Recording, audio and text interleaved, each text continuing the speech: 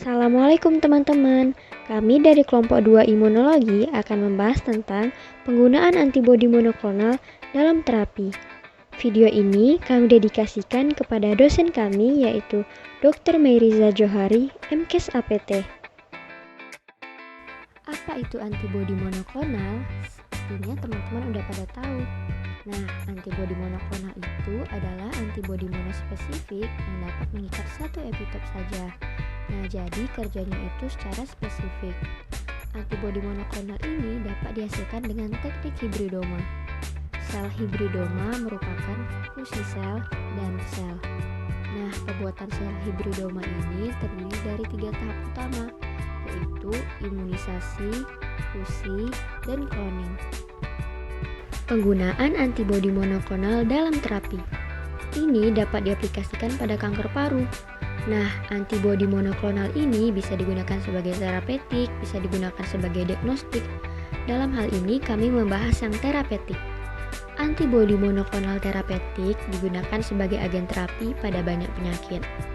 Nah, antibodi monoklonal terapeutik ini bekerja melalui berbagai mekanisme seperti memblokir fungsi molekul target, menginduksi apoptosis, dan memodulasi persinyalan sel. Sebelumnya, kita harus mengetahui dulu apa itu kanker paru. Nah, kanker paru ini adalah pertumbuhan sel abnormal yang terjadi pada organ paru. Sebuah sel normal dapat menjadi sel kanker apabila terjadi ketidakseimbangan antara fungsi onkogen dengan gen tumor supresor dalam proses tumbuh dan kembangnya sebuah sel. Nah, kanker paru itu adalah salah satu penyebab tersering kematian di Amerika. Kanker paru karsinoma bukan sel kecil atau KPK-BSK mewakili kira-kira 80% total keganasan pulmoner. Sayangnya, kebanyakan pasien KPK-BSK ini datang dengan stage lanjut dan prognosisnya pun buruk. Sejumlah molekuler terapi target telah terbukti efikasinya dan telah diakui sebagai terapi spesifik kanker. Nah, beberapa zat tersebut adalah inhibitor EGFR antibodi monoklonal trastuzumab atau Herceptin, kemudian ada cetuximab, ada inhibitor EGFR tirosin kinase yaitu Iressa, dan inhibitor angiogenesis antibodi monoklonal VEGF ligand. Kemudian, apa itu terapi target? Terapi target didefinisikan sebagai obat atau molekul untuk membunuh sel tumor melalui interaksi target yang terdapat pada sel ganas. Terapi target ini ditujukan bagaimana secara selektif melawan molekul pada permukaan sel dan jalur signal metabolik sel ganas. Terapi target secara potensial dapat memisahkan sel normal, selanjutnya mengurangi toksisitas dan memperbaiki kualitas hidup. Nah, jenis terapi target ini tergantung cara kerjanya dan target yang spesifik. Obat yang pertama adalah trastuzumab. Trastuzumab atau Herceptin merupakan suatu antibodi monoklonal humanized. Nah, humanized ini sudah dijelaskan pada materi sebelumnya, yaitu gabungan antara sebagian kecil fragmen antigen binding antibodi tikus yang akan digabungkan dengan antibodi human 95-98%. Maka itu nama akhirnya itu zumab. Nah, mekanismenya itu dengan cara menghambat sel pertumbuhan dengan mengikat bagian ekstraseluler reseptor HER2 protein tirosin kinase. Trastuzumab ini juga menginduksi ADCC atau antibody dependent cellular cytotoxic melalui sel NK dan monosit untuk melawan sel ganas. Trastuzumab mempunyai beberapa efek samping berupa disfungsi jantung, yaitu 27% pada terapi kombinasi dan 8% pada terapi tunggal. Dan efek samping lainnya yaitu myelosupresi dan diare. Kedua, yaitu cetuximab. Cetuximab atau Erbitux merupakan antibodi monoklonal chimerik yang bekerja mengikat IGFR pada bagian ekstraseluler. Cetuximab memberikan efek samping ruam acneiform, folikulitis pada wajah dan dada, serta dilaporkan juga reaksi hipersensitif. Respon rate-nya lebih tinggi bila terjadi ruam pada kulit. Yaitu bevacizumab. Bevacizumab atau Avastin merupakan antibodi monoklonal humanized yang bekerja pada target VEGF, menstimulasi formasi pembuluh darah baru. Bevacizumab mempunyai efek samping berupa hipertensi sedang dan efek yang jarang terjadi adalah perforasi intestinal.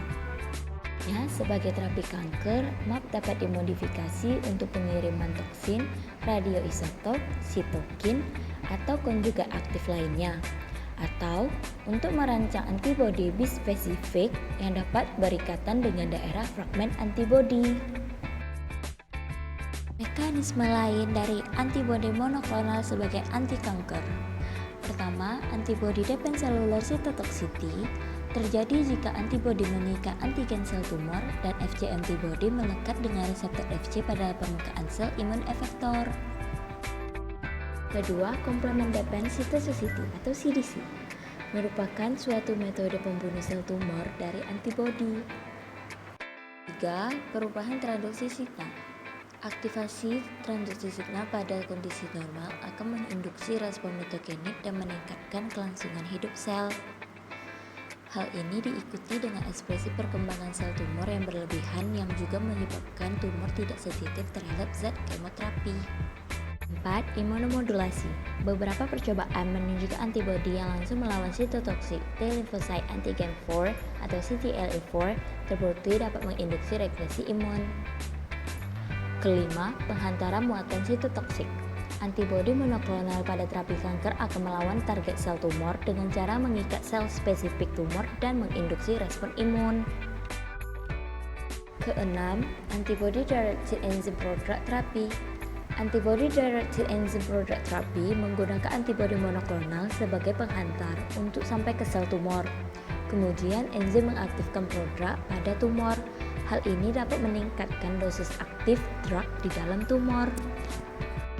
Berikutnya adalah penyakit yang dapat diterapi dengan menggunakan antibodi monoklonal. Yang pertama, kanker paru. Penelitian klinis lanjut kanker paru adalah terapi target yang menghambat jalur transduksi sinyal EGFR dan VEGF. Beberapa zat tersebut adalah inhibitor EGFR antibodi monoklonal, trastuzumab, cetuximab, inhibitor EGFR tirosin kinase, dan inhibitor angiogenesis antibodi monoklonal VEGF ligand. Yang kedua adalah kanker darah. Rituximab adalah antibodi monoklonal pertama yang disetujui oleh FDA Amerika Serikat pada November 1997 untuk terapi suatu jenis kanker darah. Mekanisme kerjanya, antibodi itu berikatan dengan protein permukaan sel CD20. CD20 ini diekspresikan secara luas pada sel B dari sel pra-B awal hingga kemudian dalam diferensiasi, tetapi tidak ada pada sel plasma yang terdiferensiasi secara terminal. Yang ketiga adalah kanker kulit ganas melanoma dan kanker ginjal. Nivolumab adalah contoh antibodi monoklonal checkpoint inhibitor. Sel kanker dan sel imun tubuh bisa berikatan melalui suatu pasangan molekul penghambat, dan ikatan ini menyebabkan respon sel imun tubuh terhadap sel kanker menjadi menurun. Nah, mekanisme kerja dari nivolumab ini menghalangi ikatan molekul penghambat tersebut, dan hasilnya menstimulasi respon imun tubuh spesifik antigen sel kanker. Obat ini disetujui oleh FDA untuk pengobatan kanker kulit ganas melanoma pada tahun 2014 dan kanker ginjal pada tahun 2015. Yang keempat adalah kanker kolorektal, kanker kolon, dan kanker rektal. Bevacizumab adalah suatu monoklonal antibodi yang merupakan penghambat VEGF, Vascular Endothelial Growth Factor, yang digunakan untuk kanker kolorektal metastatik dalam kombinasi dengan fluoroasil dan asam folinat atau dengan fluoroasil, asam folinat, dan irinotecan. Bevacizumab diberikan secara intravena.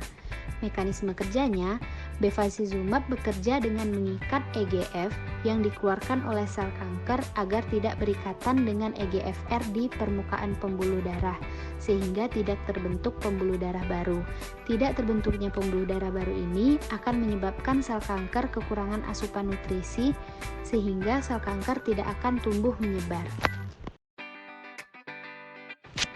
Yang kelima adalah degenerasi makula dan edema makula. Contoh obatnya adalah ranibizumab. Ranibizumab adalah antibodi monoklonal yang menghambat angiogenesis dengan menghambat faktor pertumbuhan endotel pembuluh darah A. Mekanismenya mirip dengan bevacizumab. Baiklah, sekian penjelasan dari kami mengenai penggunaan antibodi monoklonal dalam terapi. Semoga bermanfaat ya. Terima kasih. Assalamualaikum warahmatullahi wabarakatuh.